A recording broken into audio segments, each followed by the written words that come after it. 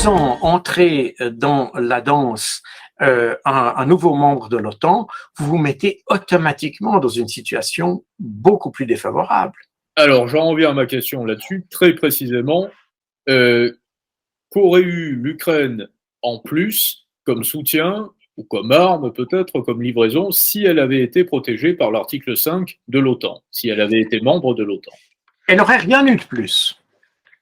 Elle n'aurait rien eu de plus. L'Ukraine est protégée aujourd'hui comme si elle faisait déjà partie de l'OTAN, comme si elle était membre de l'organisation. Non.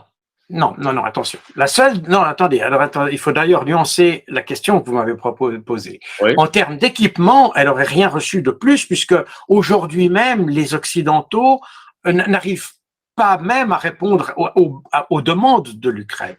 Donc, les Occidentaux font déjà le maximum qu'ils peuvent et ils n'arrivent pas. Donc, c'est pour ça que, article 5 ou pas, ils n'y arriveraient pas. En revanche, ce que l'article 5 offrirait à l'Ukraine, c'est la présence de troupes françaises, britanniques, américaines, polonaises, que sais-je, en Ukraine.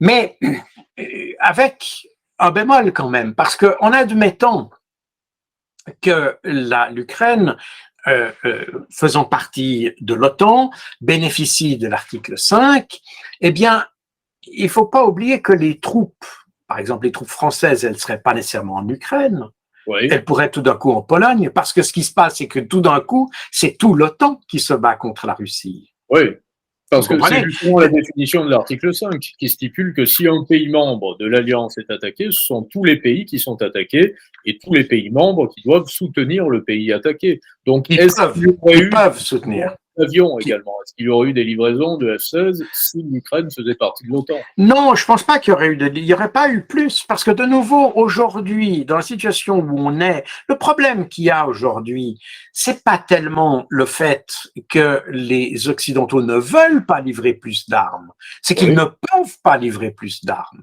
C'est ça qu'on comprend pas. La question des F-16. La conscience du risque nucléaire, si on livrait des avions, est-ce qu'il y a la conscience peut-être d'agiter le chiffon rouge face à la Russie de Vladimir Poutine? Écoutez, bien entendu, ce risque vient en plus, mais le problème qu'il y a, vous voyez, les F-16, on a parlé, alors on dit il faut former des pilotes. Bon, ouais, j'ai pas trop de soucis que des pilotes ukrainiens peuvent être formés assez facilement sur des F-16, même si ça prendra plusieurs mois. Ça, c'est pas le problème. Le vrai problème qu'il y a, vous comprenez, c'est déjà de trouver des places où est-ce que ces avions vont atterrir. Oui. Ah, c'est tout.